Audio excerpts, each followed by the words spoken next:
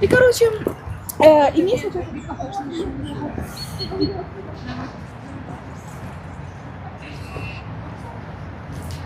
Hello everyone, please let me know, are there anyone on board with me or I am alone? Oh, there are already 11 people. Great.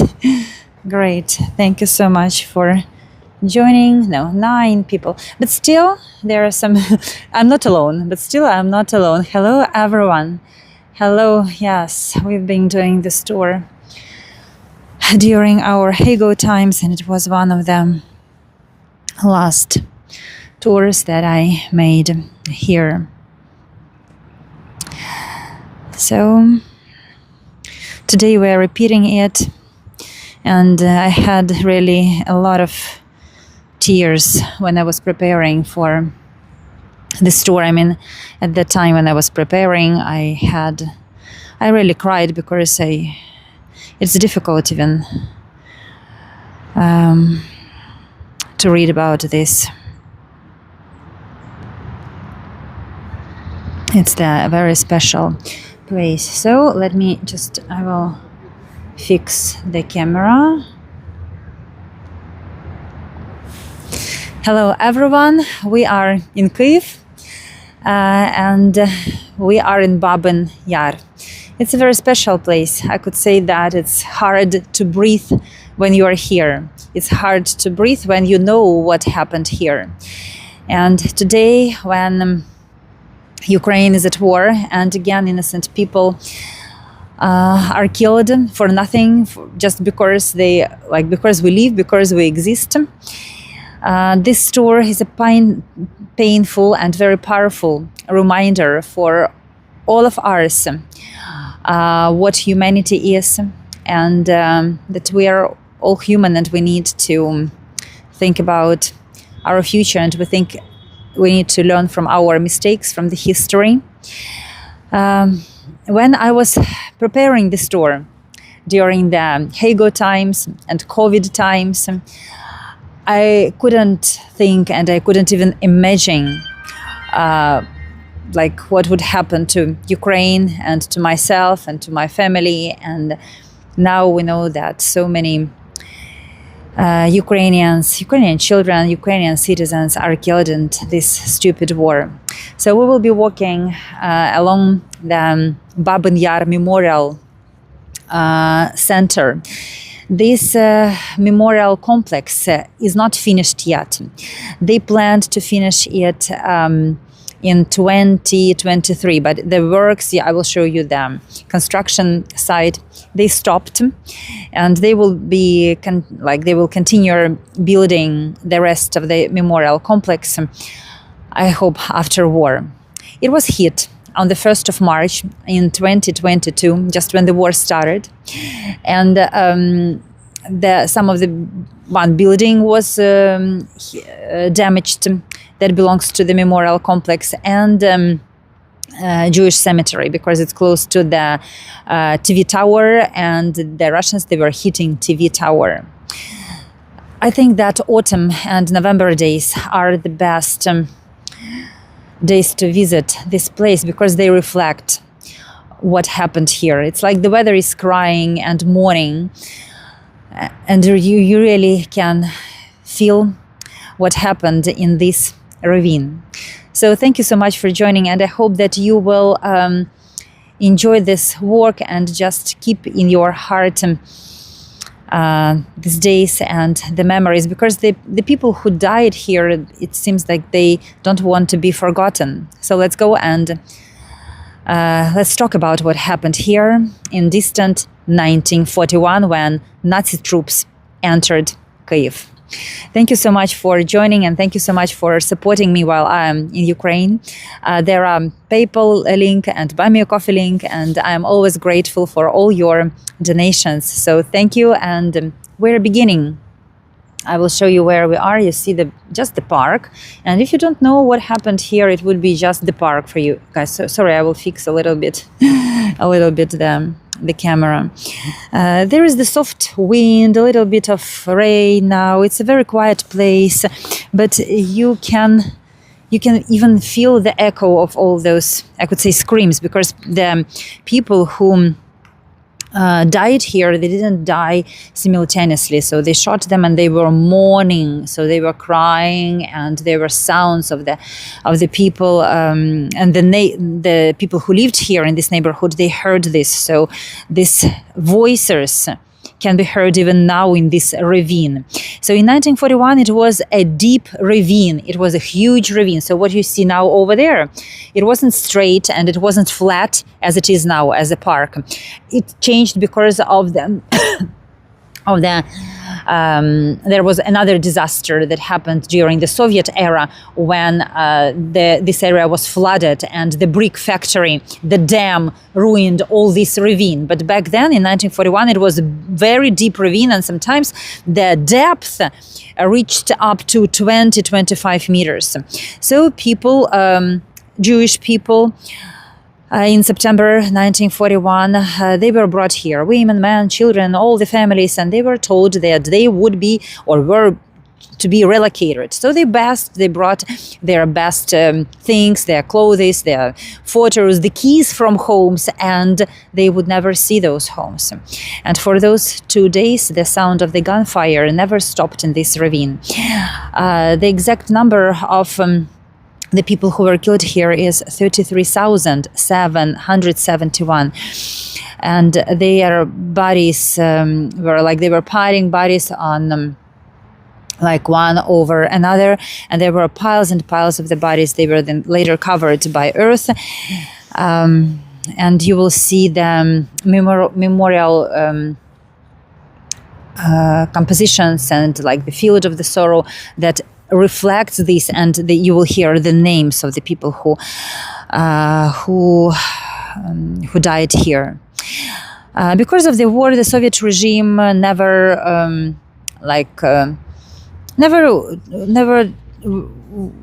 mentioned about this place. They wanted to erase the memory of what happened, and there was no monument for many years, and no tears were allowed, so nobody were talking about that. And we are beginning close to the monument to the children. Why to the children? Because they were not even counted. So when they were killing the kids, they were saving the bullets, and usually they used dogs for killing the kids. So the dogs just you know what the dog can make with the body. Or sometimes they were even more cruel. So they would set, they were just awful. They were using the sticks, like everything they could use instead of the bullets. Sometimes fire, and there was even another cruel. Like there were a lot of testimonies and different awful kind of. Memories and recalls. Even it's hard to imagine. So when they wanted to save bullets, they could set fire to the kids on the one part of the ravine, and the mothers would jump because of the sorrow, because of the despair, into the ravine by herself, because the women cannot stand that and see how the children were burning. So this is what was happening, and this memory cannot be buried. You know, the memory of these people, it will be living here forever. When I'm walking here, I'm breathing this fresh autumn air. You can see there is still grass, the trees are bare, but the voices of those people, they are still whispering. So you can see this granite stones. I will be standing and stopping from time to time. So it says that on this place, during the Nazi occupation of this years 41, 43, dozens of thousands of tens, I told you the exact number, 34,000 Kyiv citizens, of the Jewish Kyiv citizens, were killed. And why these stones are made from the red stone. Oh, sorry guys, sorry. Is it okay now? So I just pressed the button and the gimbal was turned into this vertical position, but we are back. Let me know if it's back for you on the live, because this is live. So these stones are made of pink granite. They have monoculars. These are the special devices, and inside the devices you can see the pictures that were made by Nazis during this massacre. Why this is the red, the red granite? Because during Soviet era, a lot of monuments of that period of time of Soviet era, they were made from this kind of material, from the pink granite. So when you come here, you will see them. You will see me, and you will see the picture inside. So it shows here. You will not see what's inside, probably because it's not visible.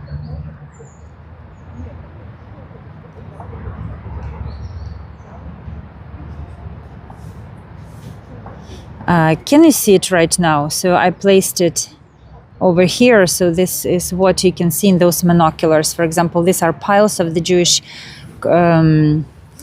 clothing, and because they were told to be naked and to put their clothes aside, and them as soldiers, they are looking for something in them, like looking for the jewelry, for the precious things. So these stones, they have the monoculars, and in the monoculars you can see the pictures of what was happening when that happened. With this 34,000 people, about 19 people just survived. Usually they were not killed, they pretended to be dead, and then they escaped at night. And then a few of them, I remember Dina Pronicheva, the very brave woman, she was witnessing, and thanks to her, because she was standing in court, thanks to her words, some of the Nazis were punished. And today we're going to see the different monuments. So the first one I showed you, it's the monument dedicated to the perished kids, and now I'm heading to the Miro field with the big with the columns, and there is the light coming from the columns, and you can hear the names of the people who died here. We will see Crystal Wall of Crying, and we will see the new folding pop-up synagogue. And actually we will be with this tour, I'm paying the tribute to the victims of the Holocaust by bullets. This was the beginning of the Holocaust by bullets, because why by bullets? Because back then it was just the beginning of the story, and the Nazis, they didn't take Jews to the gas chambers at first, to this gas chambers. They started killing them like this in the ravines. Then they understood that it's very difficult for the Nazis to kill people because they kind of suffering. They needed a lot of alcohol, and they needed a lot of time, and they were some of them were going mad. So they decided to make these gas chambers. But this Holocaust of bullets was the first stage of Holocaust, and we don't have exact places, but historians, together with the witnesses, could figure out a few of them. And now I'm showing you the place where people were really killed.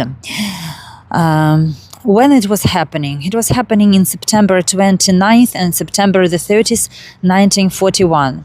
And this place is called the quickest the mass grave that was that was filled the quickest. Just within 2 days, they killed 34,000 people, and this stone marks the place where they were shooting them. Nazi occupied Kyiv for 2 years, from 1941 to 1943, and not just Jews were killed in Babyn Yar. So the place is called Babyn Yar. So this stone particularly marks the place of them. Of this execution. Around you can still see a lot of trees. They were not there. It was bare ravine. It was bare ravine. So I started to tell you, but so during, it's very important to know that during this period of time, during 1941, 1943, about 100,000 people were killed in Babyn Yar. So first of all, Jews, Roma people, Ukrainians, a lot of people who were not supporting the Nazi occupation, and patients of the psychiatric hospital. It is close to this place, and these patients were killed kind of the first as well. I always felt that this story needed to be uncovered. I wanted to tell about this story to the world. So behind these trees, there is the small ravine. It's just the kind of the vague reminder of what was here before. And in 1941, there were deep, deep holes in the earth, the ravines. Now, just one part is kept, and this is the place where they were piling up people. And the synagogue was built on that ravine that remained here untouched. And we will go there and we will finish our tour there. But in the rest of the park, you can see just the vague reminders, like the small hills, you know. And this kind of small ravines remind about the layout that existed here in 1941. So you can see, like, this is the ravine, but it is not, of course, 20 meters deep. Now Ukrainians are going through the same. We need to be very courageous. We sometimes stop tanks with our bare hands. A lot of Ukrainians are now serving to evacuate those people who are in occupied territories. These volunteers are saving children, women from shelling. So now courage is something that is living in our hearts, and we need that courage to stop this Russian aggression. We need this courage to fight this evil energy. Because in the time when there is violence, I could say extreme violence, in this dark time,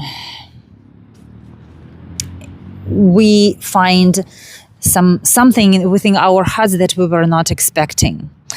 Now the evening falls slowly, and it's very, very touching and a beautiful place. Not beautiful, but very important place to see. So this is another monument. As you can guess, it's devoted to the gypsies.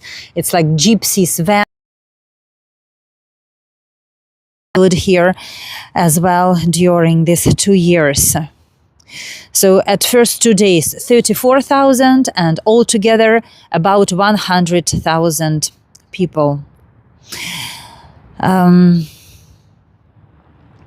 It's very cynical that Russians were targeting this place, this like TV tower, but together with the Holocaust Memorial Center at the first days of the war. They damaged a little bit the site. They damaged the Museum of Holocaust, where like it should be located. It was planned to be located. This place, this site, will always be in the history, will written in the history as the as the kind of site of the single biggest massacre of Jews by the German Nazis. What you can see in front of you is this construction. You can see it's still behind the fence. It's over there. You can see just the structure. It will look like this. Inside, you will go like inside this sarcophagus, and you will see the layout of the real ravine. So the people would be standing in front of this layout, and they will understand that it wasn't a park at all. It was like the bare land with such big, you see, holes, pieces of the landscape where they were very, very deep, and that was very convenient for the Nazis to kill the Jews like that.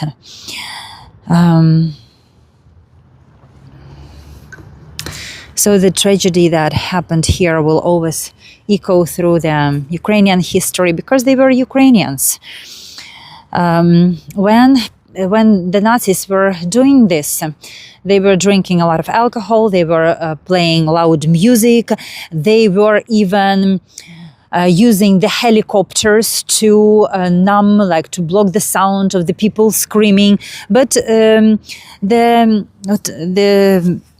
houses are situated close to this place, and there was the huge sound of gunfire always.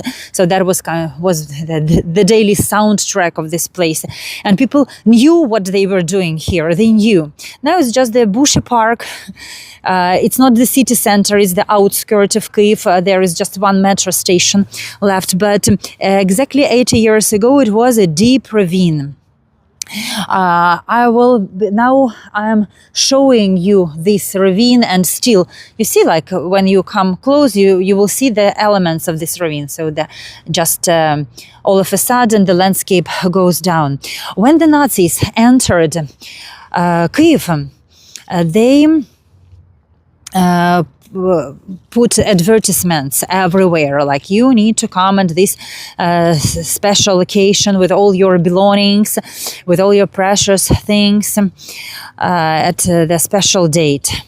And they believed that they would be relocated. And finally this became not just the biggest mass grave of Holocaust, but this became the most quickly filled mass grave. And emotionally, it's difficult to walk here when you know. And I always know, and I always think about what happened here.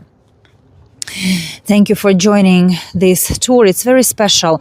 I don't know why, but I somehow feel the connection of what happened here in 1941 with what is happening now, and I always compare. I'm thinking probably many years after war or just after war, there will be memorials commemorated to the victims of Ukraine, like this Russian-Ukrainian war, of this aggression, invasion. Because somehow people need to know these numbers, they need to feel them. Like if you remember, a few days ago I was showing you a field of blue and yellow flags. This is one of the ways how we can tell the world that, like, to make people feel this number of people who were killed. So we have arrived to the Miro field. Let me show it to you. I was preparing for this tour. I remember when I was during the Hago times, I was preparing for it because for me it was a great privilege to share with the world this part of the Ukrainian history and this part of the World War II story. Because it needs to be preserved. It's tranquil park, absolutely even beautiful, but these memorial complexes, they are scattered in this park, and it reminds us about what happened here. So this is the Miro field. Even telling the numbers. So there were about 224,000 people, I mean Jewish people, Jewish population in Kyiv. Can you imagine? 200,000. So some Jews escaped from the city, and those who couldn't escape, they were usually kind of people who were difficult to move, like old people, the families. So they didn't escape from the city, and they were trapped here, and later they were killed. So when it was clear that the Germans would occupy the city, the Jews tried to escape, and those who couldn't be mobile, they stayed in Kyiv and they were killed. So this is again this monocular and with this red granite. So let's go to the Miro field. It's the special, absolutely special place. The sadism, the inhumanity that is of what has happened here is just too much for me to understand. And now when I'm reading about the Russian soldiers, what they're doing to Ukrainian soldiers, and when all those humanitarian missions try to monitor and try to write down to fix somehow the war crimes. So, like when they're cutting the organs, when they're pulling the teeth, this electric shock slowly killing people. It all reminds me about Babyn Yar. It all reminds me about this sadism of these stories, the stories that were happening here and the stories that are happening right now somewhere. So it's horrific and it's awful.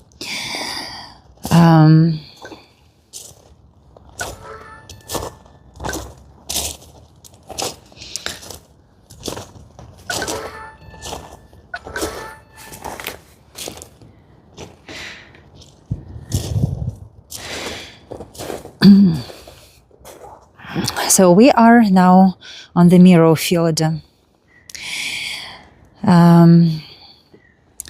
It's the symbol of the tree of life. So if you look from above, now I'm standing on this Miro because it's kind of the sheets of the metal, of the stainless steel, and they are pierced by bullets. As you can see, the bullets with the same caliber, with the same dimension and size as were used for killing of the people.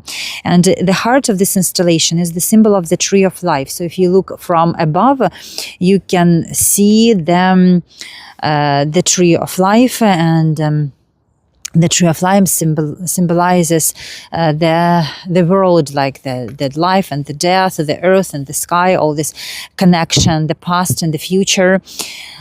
And because these columns, they are standing in the shape of the tree of life, it shows how fragile the human life is, how easily it can be broken and lost. The columns are shot with the bullets. This installation is open, and I don't know how, like now, but before the war it was open during the night. When the light goes, like when there is darker, there is light that comes from within the columns. We will check that. I am not sure. We will finish the tour, and probably I will just look here, and I don't know if they have light now, because we have blackouts and there is no light, so I'm not sure about this illumination right now. But it's difficult to understand the awful disregard to the human life, to the human dignity, because when they were killing them, they were all they were not wearing any clothing. They were just killing them without, like, they were naked and absolutely unprotected. So there was a disgrace, when they were killing them, and they were standing and then falling into the deep ravine.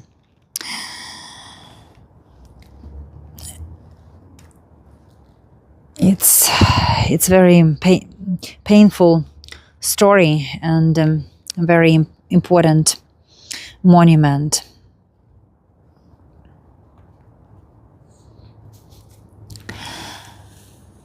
There are bullets everywhere, you know, there's the very gray sky. And this Holocaust, this reality, it cannot be denied, it cannot be forgotten.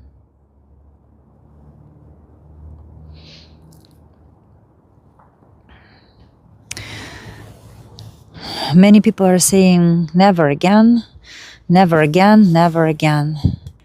But the pictures that we see now from Ukrainian front lines, they seems that they are not distant, they are not surreal, they are real, and it's happening right now. And it's not fantasy, it's the harsh reality of today's page of our human history. We really don't know what will happen later, because now we understand that we are living in this period of time, and who knows what will happen after, like, Russian-Ukrainian war, and if Ukraine falls, what will happen.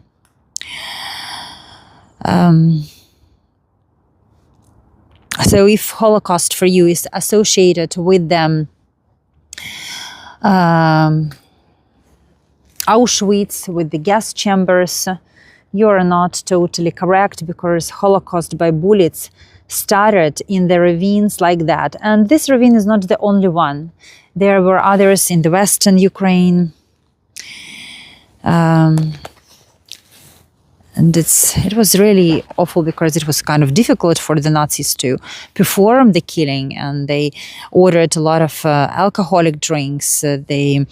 Some of them, as I told you, went mad. Some of them were committing suicides, and all these cases, they were reported to Berlin. That is why they found this easiest way to perform their dirty job, and that is how they began to use the gas chambers in future. You can see just a few steps away, I think less than 100 meters, about 100 meters, there is the big TV tower. So this is what Russians were targeting on the 1st of March. The TV tower, just not to let Ukrainians see and hear about the war and what is happening in the city, because they wanted to conquer Kyiv during that time. Let's go and explore other memorials. I feel like there is no light, but somehow it's not dark. Yes, we do not learn. Absolutely, we do not learn. So what happened here later? After this massacre, they turned this entire park, this entire area, into the concentration camp. So they were bringing here and killing here people of different ethnic, of different religion, political backgrounds, and this is how this estimated number appeared. I mean, 100,000 people who were killed here. So they preferred to use this as the site of murder and then burial site. When the war turned finally against Germany and the German army had to retreat, they forced the prisoners of this concentration camp to dig up the ravine, to dig up all those 34,000 Jews. You can ask me, where are the bones? There are almost no bones. They made the prisoners to dig the bodies out, to take away the teeth. No, at first to burn them in the made. So they were making the kind of the fires and in the caves. So there are caves in the ravine, and they were putting the blocks from them, stones from the Jewish cemetery. And this is how they were baking and burning the bodies on those burial stones, Jewish burial stones. So for 40 days, they were burning the bodies of the Jews in these giant, I could say, pyres. They were something like, so there is the cave, like they were a small cave in the ravine, and they would put there the stone from the Jewish tomb, and on the tomb they were putting bodies. So that was how it was happening. And they are still preserved, some of them. So then they excavated all these killing fields, they burned all the corpses, and they dispersed the ashes. And then they were forced to take the gold from the teeth. This was the awful work, and the Jewish slaves, I could say, these slave laborers, they were doing that. Now you can see that another memorial. So it was designed as the dripping wall, as the crying wall, and this is the white quartz.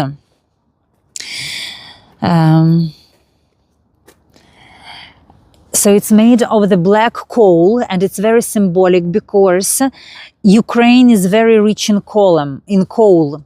This is white quartz. What is the idea? So people had to stand, so you need to come and stand here, and you need to feel the energy of this place, and this stone pierces your head, like your forehead. This pierces your heart, and this pierces your stomach. They are placed on different heights, which means that different people can come and feel the energy of this place. So let me show you how it was designed to be. So you are coming here, and you see, like, I'm standing like this, and then my heart, and then my stomach. Do you understand now the idea of what was happening? Like, you're coming, you feel you can touch the coal, Ukrainian coal, and you can touch and feel this cold, very pure and white quartz. And this is how you can feel the energy of this place with your mind, with your head, your heart, and your stomach. And I think that you're really sick. You feel sickness in your stomach when you know the story of what happened here. Before war, it had water and the water was dripping from above. Now there is no water because there are less people who are coming to this memorial, but I wanted just to show you the original idea. To finish my story about those Jewish slave laborers, those prisoners who had to burn their bodies. There were 300 of them. 300. They were forced to do this. They were sifting through the ashes of the Jews. They were looking for the gold, for the golden, these fillings, teeth fillings. And when the Soviet army finally entered Kyiv, they were killed. But 15 prisoners, they planned their escape, and they managed to escape the night before they were killed. Can you imagine 15 laborers out of 300? They escaped, and it lifted my spirit when I just knew about that. It lifted my spirit to know that someone was saved. And here you can see this, you see it's wet, kind of a little bit, it's wet. So this part, it's dry, and you can even see the difference. Can you see, guys? So it's a little bit wet from one side, it's a little bit, I don't know, probably working somehow like this, because it's not dripping in a sense, like it's not pouring. And then later, Babyn Yar was not treated as the place of memory. In the 1950s, the Soviet authorities absolutely ignored the people who wanted to build a memorial here. They tried to make it just the damp, rubbish place. And they built the brick factory here.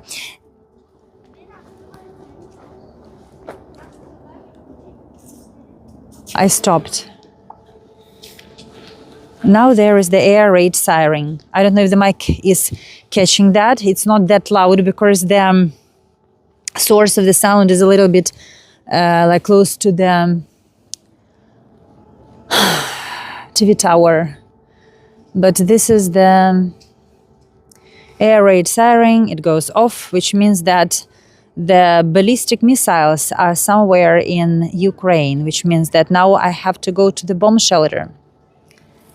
The bomb shelter is about, like, it's where we began, close to the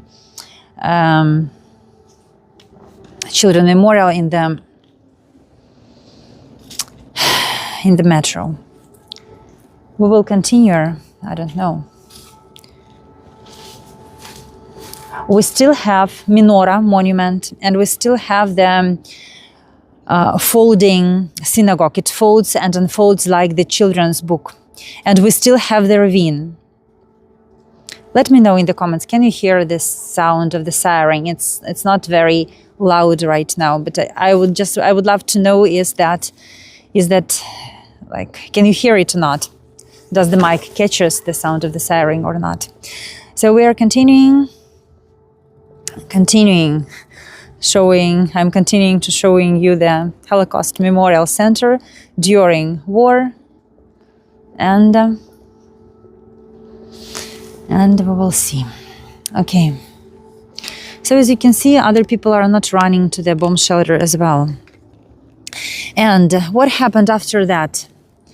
After that, in 1961, this place is considered a cursed place because the dam that was close to the brick factory just collapsed, and there was the huge mudslide here, and this mudslide killed 2,000 people, 2,000 Kyiv citizens. We don't know how many exactly, but so the siren is still in the air, the sound of the siren.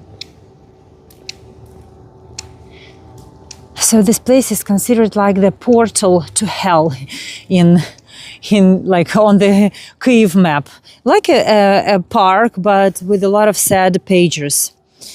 The first reason was this place of the mass killing, and then in the post-war Soviet period, because the Soviet authorities wanted to hide this story from the world, they built the brick factory and began to wash the ravine. So the ravine was changed. This is why you don't see here these deep ravines. So let me go right to the place where it's still preserved. I want to show you the ravine, why it is not total, why it is not like in total darkness. Wow, they closed the synagogue. It was opened. Oh my gosh, the synagogue is closed right now. I should have asked them. I didn't notice. So I came here, I checked it, and the synagogue was open. Now it's closed. But I will see now. Are there any people just... Oh, so this is the synagogue, but it's closed right now.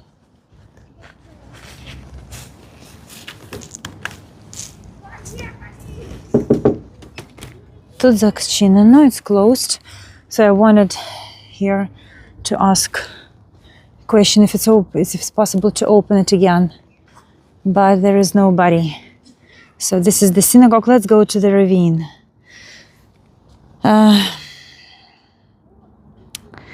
So the ravine, it's the place where the massacre occurred, and it's still preserved in its kind of natural way.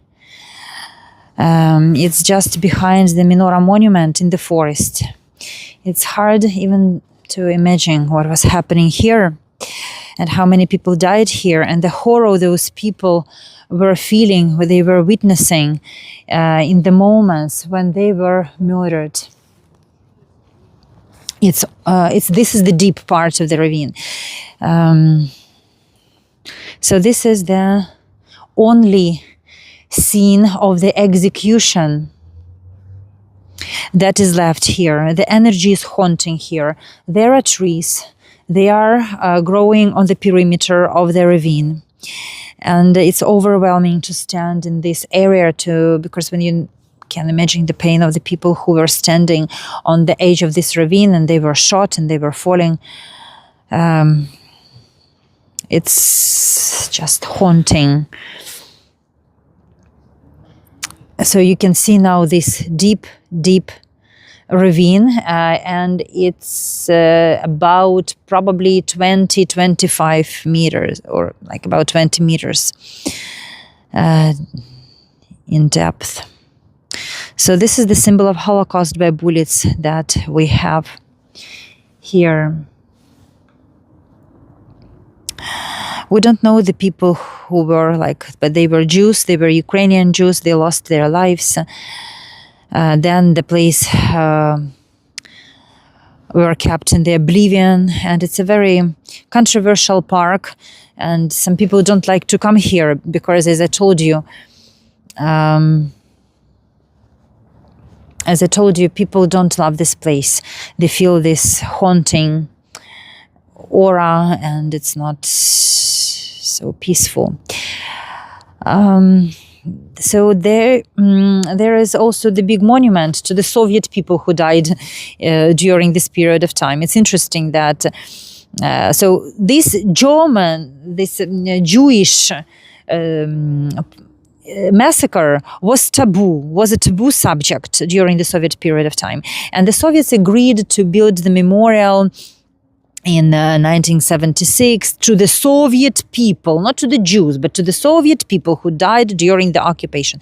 And it's standing not far away from here, but it's not here. It's not in the place where ravine was. But this monument is dedicated to the Jewish victims of the Holocaust, and the symbolic synagogue that I'm going to show you right now, unfortunately, it's closed, guys. I have a special video when I'm showing it to you when it's open, so you can find it on my YouTube channel, like when it's in open position. So they probably close this synagogue for a night. It's a sacred place. It's a sacred place. The synagogue was built without foundation. We will come close to it, and it's even interesting to see it when it's closed, because it's like the closed book.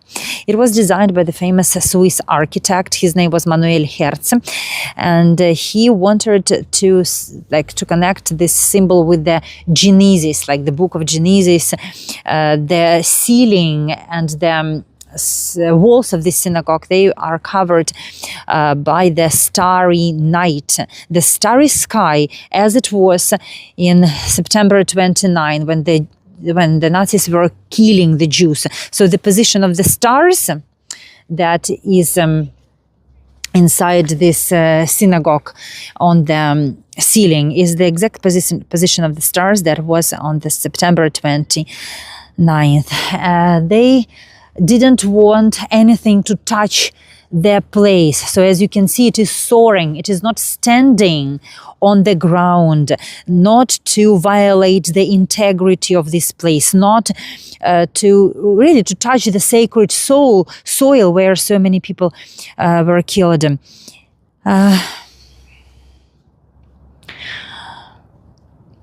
Because their place is soaked in blood, and this place remembers a lot of deaths, and we have to be sensitive to this place, and when we are building something on it, we have to be responsible. So if you open it, it will be a wooden, colorful synagogue, and it was designed to unfold like the children's pop-up book. It's very striking, it's very unique, it's very moving, and it's very beautiful.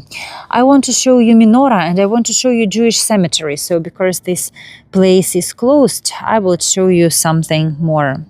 But it's a lot of symbolism behind it. It's significant that menorah was built as like one of the first monument when Ukraine became independent. So, we became independent in 1991, and we opened this menorah monument. And all these park is kind of striking. It's unique. It's moving. I think it's designed with a lot of respect, with a lot of thought, and a lot of symbolism behind it. Like this synagogue in the shape of the book, it's made from the wood, from the trees that were existing before the Holocaust. So the wood that is more than 100 years old. It's also very symbolic. When I come close to menorah, I will see the like these are the souls of the people. You see there like the hoods, like the ghosts.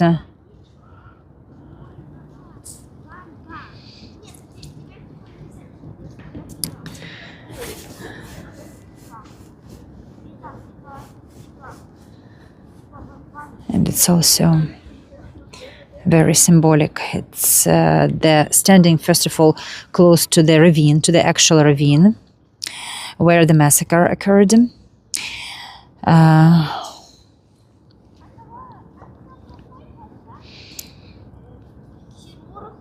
And that is why it's very powerful. You're right. What I'm showing you right now, you can see the straight road, guys. These were 200 last meters that the Jews covered when they were coming here. So they were undressed. I will show you the ravine, how it looked like. Can you see now the ravine? So this is the ravine that I was showing to you. So over there at the end of the road, they were undressed. They, like the Nazis took their passports, their jewelry. Yes, exactly. Einsatzgruppen. Exactly. This is the name. This is the name. And at that point, they understood, so like over there at the beginning of this road, they understood that they are brought to the ravine to be killed. So they were marching naked. These were 200, last 200 meters. And I would like to show you the Jewish cemetery. So we're going exactly on the spot where they were going. So there was the night, and here behind these trees there were barracks and garages, like garages for you know, like the agricultural technique, not for the cars. And they were forced to spend the night in this garage, or a few like garages, waiting for their death. So they already knew their fate, and they had to stay there and cry silently.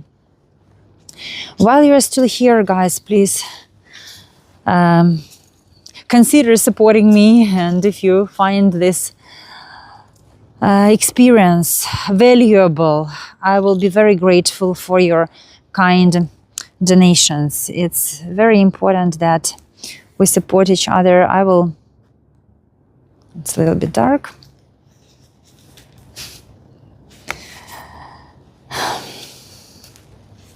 I'm walking in the darkness. Just a second, I will try to adjust the light a little bit.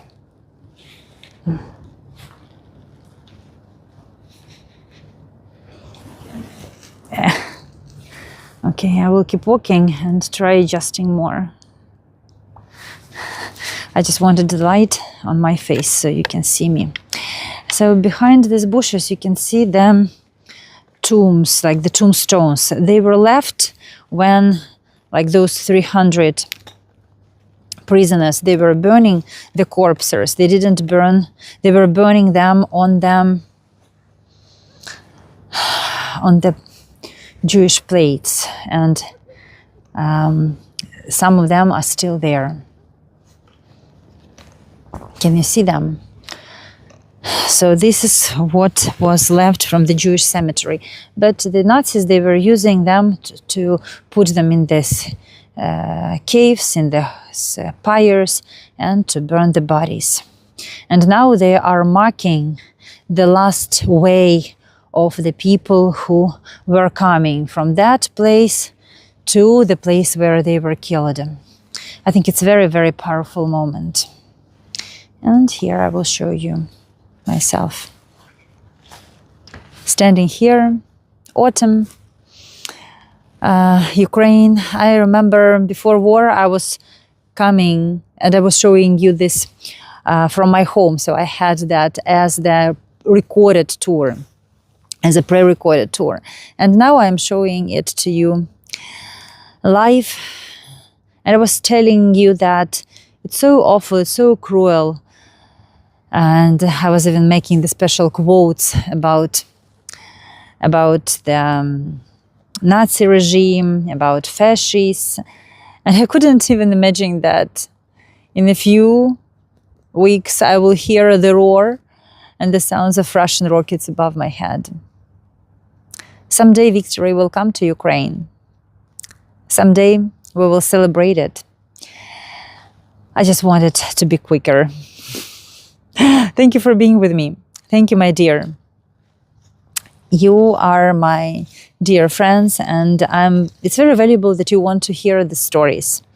That you want to see these stones and you want to commemorate the people who went here. Thank you so much for supporting me on Buy Me a Coffee, on PayPal. The history is not talking here, the history is screaming here. But we need to listen to this history.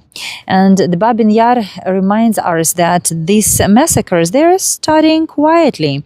Just no probably words of hatred, no sounds, just indifference. Like now, I mean, some countries and people are indifferent to Ukraine, are indifferent to our suffering. And then this evil grows and grows, and that is, and then the evil takes everything. So I think this indifference is killing our strength. And the memory that I showed to you today is very important to remember. And today this work is not just to mourn about those people, but to promise to ourselves that this would never happen again, that the world should support Ukraine. And to stop that, not just keep silent and mourn. No, because no one will erase the names of these people who were killed in Babyn Yar. But we don't have to be silent. We don't have to be silent when Ukraine is facing this awful war and missiles. We need to fight this evil together. And I still hope that we will win. So thank you so much for being with me. Please let me know if you have any questions. I will be glad to answer them. And next time I will see you in Prague. If you want to see Andrew's descent again, there will be the last tour that will happen on Saturday, and I will be showing it on World Virtual Tours. I will be showing Andrew's descent and Andrew's Church. If you want, you can join that platform. I'm very grateful for your support. It really means the world to me, and it helps me to survive and to be able to live through this awful war when there are no tourists in Kyiv, and I even don't know how long I will stay in Prague. So your contributions are really important. Thank you for being a part of my life. Here we are. It's very, very dark, and it's time to say goodbye. Goodbye, my dear. Goodbye. And just remember that when we resist, we live. And it's not just the place of death. No, it's about the courage. It's about the courage, the humanity, the fragile world, but still the world is alive. And don't just think about Babyn Yar as the past. It's not just the past. It's the mirror that shows who we are. I mean, it shows that if you are saying your word against what is happening, if you're supporting Ukraine, we still have the chance to win and to change the future. Because if Ukraine falls, then the Russians will be moving and moving and moving. So I wanted to show you this place just to warn that we are all living in this strange time of the history when we don't know what will be the next page of our existence. I was too much philosophical, yes, guys, too much philosophical. When you are in Ukraine, you feel this in your heart that you need to speak to the world, you need to share this story, and you need to tell people on every corner that please support Ukraine, stay with us, and don't think that it's just this war is a matter of Ukraine. No, it's global, and it can grow bigger.